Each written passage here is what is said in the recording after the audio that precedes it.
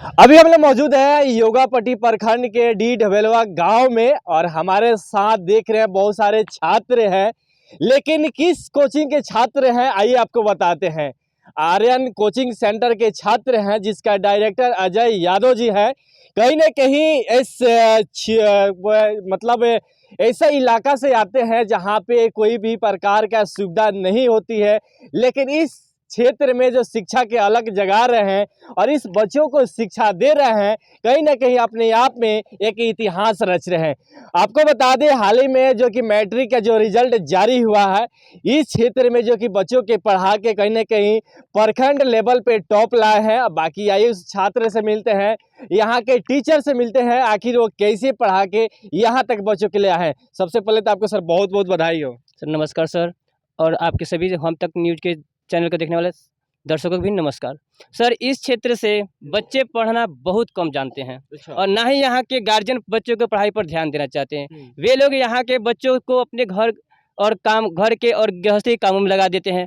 हम यहाँ पर जब आए तो देखे कि यहाँ के बच्चे जल्दी अच्छे डिवीजन से पास नहीं होते हैं, जल्दी बच्चियाँ नहीं पढ़ने जाती है कहीं स्कूल या कहीं कोचिंग भी इस क्षेत्र में नहीं था। फिर हमने एक प्रण लिया कि हम अपने क्षेत्र को शिक्षित करेंगे और शिक्षा के क्षेत्र में इतना आगे बढ़ाएंगे ताकि हम बिहार टॉप दे सकें।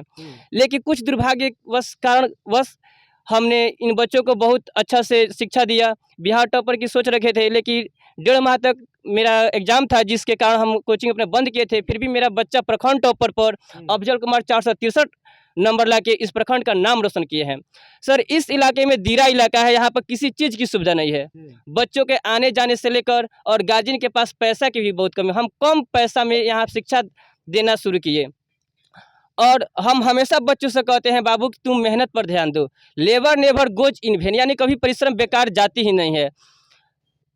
डॉक्टर APJ अब्दुल कलाम कहते थे कि don't believe in luck, only believe in hard work, यानी हमेशा किस्मत पर डिपेंड नहीं करना चाहिए, हमेशा मेहनत पर डिपेंड रहनी चाहिए। हमें भगवान के भरोसे नहीं बैठना चाहिए, क्या पता भगवान हमारे भरोसा बैठा हो। हम यहाँ बच्चों को हमेशा शिक्षित करते हैं। छोटे छोटे बच्चों को उनके गार्जियन से बात करके बुला कर लाते हैं कि आइए अपने बच्चों को पढ़ाइए ताकि हमारा यह क्षेत्र शिक्षित हो। क्षेत्र शिक्षित होगा, बिहार शिक्षित होगा, क्योंकि यहाँ से बिना पढ़े लिखे कम उम्र के बच्चे जब जाते हैं बाहर पर काम करने के लिए, तो उधर के लोग हमारे बिहार को हंसते हैं, बोलते हैं वहाँ अशिक्षा कमी है। हमने अपनी पढ़ाई पूरी तो नहीं की, अभी ग्रेजुएशन किए और डीलेट कर रहे हैं। जब बच्चों को हम बुकों में पढ़े कि हमारे बिहार की बहुत शिकायत होती है इस अशिक्षा के मात्रा में, हम अपने सबसे पहले सोचे कि हम अपने क्षेत्र को शिक्षित करें, जिससे अगर क्षेत्र शिक्षित होता एक है। बात है कि आप कोचिंग इस क्षेत्र में कब से चला रहे हैं? सर हम पढ़ा तो बचपन से ही रहे, 7वीं क्लास में पढ़ते तब से पढ़ा रहे हैं। अच्छा। बट कुछ दिन तक हम बेतिया अपनी शिक्षा के लिए वहाँ पर रह के पढ़े। जब हम 2020 में यहाँ IAS एग्जाम देकर आए तो यहाँ पे बच्चे को देखे कि अच्छी व्यवस्था नहीं है यानी पढ़ने कि की। आप कोरोना काल से कोचिंग हाँ कैसे सर, स्टार्ट किए हैं? हाँ कोरोना काल में जब हम घर पर रहने लगे तो कोचिंग शुरू किए अच्छा। और फर्स्ट बार अपने इलाका से अच्छे रैंक से बच्चों को पास कराए।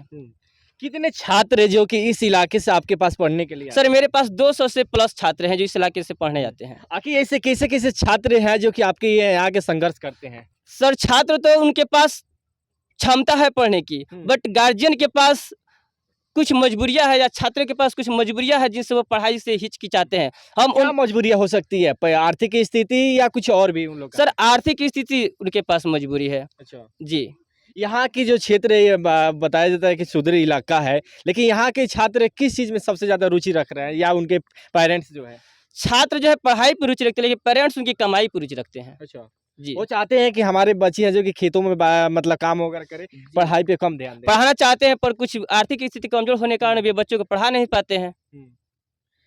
जो छात्र जो आपके यहाँ से जो मैट्रिक में अच्छे नंबर ला के आज कहीं ना कहीं प्रखंड लेवल में अपना नाम रोशन किया, वो कौन है? जी अफजल अंसारी है, जिनके पिता का नाम असलम अंसारी है। इन्होंने प्रखंड लेवल पर सबसे हाईएस्ट ऐतिहासिक रिजल्ट लाया और ये दियरा इलाका से लेकर आए हैं। अफजल अंसारी हमारे साथ अभी मौजूद है जो कि योगापट्टी प्रखंड से आते हैं, कहीं ना कहीं चौधरी इलाका से, जो कि आज कहीं ना कहीं मैट्रिक में 463 नंबर ला के कहीं ना कहीं इस गांव को नाम को रोशन किए हैं, इस कोचिंग का नाम को रोशन किए हैं, कहीं ना कहीं इस इलाका के नाम को रोशन किए हैं। सबसे पहले तो आपको बहुत बहुत बधाई हो भाई। जी धन्यवाद। आप लोगों को भी बहुत बहुत बधाई हो कि आप लोग आए हमसे। कैसा महसूस कर रहे हैं जिला पाके? सर बहुत अच्छा महसूस कर रहे हैं और आप लोगों को बहुत बहुत धन्यवाद कि आप लोग आए हमसे कुछ बातें किए। जी अभी तो हमारी बात शुरू हो रही है, कैसा लग रहा है कि लगा था कि नहीं कभी मीडिया इस क्षेत्र में पहुंचेगी? सर लगता तो नहीं था, लेकिन मेहनत किए तो लगा कि हाँ आएंगे। हमारा सोच था कि हम लोग बिहार टॉपर में आए, हाँ। टॉप 10 में आए, लेकिन कुछ स्थिति ऐसी थी, इतना मेहनत किए फिर भी नहीं आ पाए। फिर भी कोशिश करेंगे, आगे भी देखा जाएगा। तो क्या करें सर, मेहनत हम भी किए थे। अब किस सब्जेक्ट में कितना कितना नंबर लेके आए हैं? सर मैथ में 97 है, अच्छा। संस्कृत में 95 है, हाँ। हिंदी में 92 है, साइंस में 93 है और सोशल साइंस में 86 है जी। अच्छा, यहाँ जो सर पढ़ाते हैं किस लेवल का पढ़ाई आप लोग कराते हैं? सर बहुत अच्छा पढ़ाते हैं, जो भी पढ़ाते हैं पूरा कॉन्सेप्ट के साथ पढ़ाते हैं, बहुत अच्छा पढ़ाते हैं। और मैथ इस तरह पढ़ाते हैं कि दिमाग में सीधा चल जाता है। बहुत अच्छा से सर पढ़ाते हैं और कॉन्सेप्ट को साफ क्लियर कर देते हैं। चलिए आपसे इस सवाल मैं पूछता हूँ, जैसे कि इस इलाका में सर को क्या परेशानियाँ झेलना पड़ती है जो कि पढ़ाने में उनको दिक्कत होती है? बच्चों उतना भी साथ सर का नहीं दे पाते हैं और सर का भी कुछ घर पे काम है, बच्चों का भी इधर सब काम देकर चलना पड़ता है। घर का काम करना, अपना पढ़ाई करना, यहाँ पे सब माने बच्चे सब काम करके चलते हैं और पढ़ते भी हैं जी। यानी कि सारा काम करने के बाद सर के पास पढ़ने के लिए आते जी हैं। जी जी जी। चलिए एक सवाल आपसे मैं मैथ से पूछूंगा। जी पूछू। साइंटिस्ट डिग्री का मान कितना होता है? 37 का मान 1/2 होता है, और साइन 90 का? 1 होता है, और 10 90 का? 10 90 का मान अपरिभाषित होता है। चलिए अभी भी एग्जाम देने के बाद भी आपको याद है? जी जी सब याद है। याद है। जी। और एक और भी बच्चा जो था जो कि अच्छा आपसे को कम 427, इधर क्या नाम है आपका? सर टुनुर कुमार यादव नाम, पिता का नाम श्री शिव बालक यादव, गोलाघाट का रहने वाला हूँ। पर गोलाघाट में नहीं रह पाया, अपने मामा यहाँ से रहकर पढ़ता हूँ। तो फिर इस कोचिंग में कैसे आपका नाम दर्ज हुआ? सर यहीं से हम पढ़ने लगे। यहीं। कैसा महसूस कर रहे हैं 427 नंबर लाके? सर तो थोड़ा गर्व तो महसूस हो ही रहा है, मेहनत हुआ था 450 प्लस टपाने का, पर थोड़ा मजबूरी थी। क्या ऐसे दिक्कतें आती है जो कि 450 नंबर आप नहीं पार किया? सर थोड़ा घर का काम वाम था, थोड़ा मेहनत कम हुआ, तो भी मेरे सर बहुत मेरे साथ दिए हम लोगों को। मैथ पढ़ाई में हर सब्जेक्ट को कॉन्सेप्ट से पढ़ाते थे। लेकिन समझ में आता है सर के पढ़ाई? यस सर, सब समझ में आता है। मेरे सर से जो भी जितना सवाल जितना बार पूछ लो, मेरे सर नहीं हिचकिचाते हैं। उन्हें बार बार बताने के प्रयास करते हैं। यस सर, समझा देने का प्रयास करते हैं। क्या नाम है? राम सिंह कुमार। कितना नंबर आया है? 419 नंबर आया। 419 नंबर। यानी कि कहीं ना कहीं आपने बहुत सारे नंबर जो कि खो दिया है। जी। क्या रीजन रहा? जी घर का भी कार्य करना पड़ता था और पढ़ाई भी करना पड़ता था, इसीलिए थोड़ा ऐसे कौन कौन काम करके आप पढ़ाई करते थे? तो घर के पापा के साथ खेती बाड़ी भी कार्य करना पड़ता था। जी। खेती बाड़ी करने के बाद भी अब पढ़ाई करके 419 नंबर लाए। जी। कैसा लग रहा है? बहुत अच्छा महसूस हो रहा है। पिताजी क्या बोलते थे? पिताजी का सपना था कि बिहार टॉप लाने के लिए, पर कोई मजबूरी होने के कारण नहीं हो पाया। पिताजी से क्यों नहीं बोले कि पिताजी जब खेती करेंगे तो बिहार टॉप नहीं आ पाएंगे? पिताजी उतना पढ़े लिखे नहीं थे, जिसके कारण कार्य करना पड़ा था। तो आप समझाए क्यों नहीं? समझाने पर मजबूरी थी सर, वो नहीं मानते थे। अब कोई जरूरी कार्य पड़ जाने का कार्य करना पड़ता था। तो आगे क्या करना है?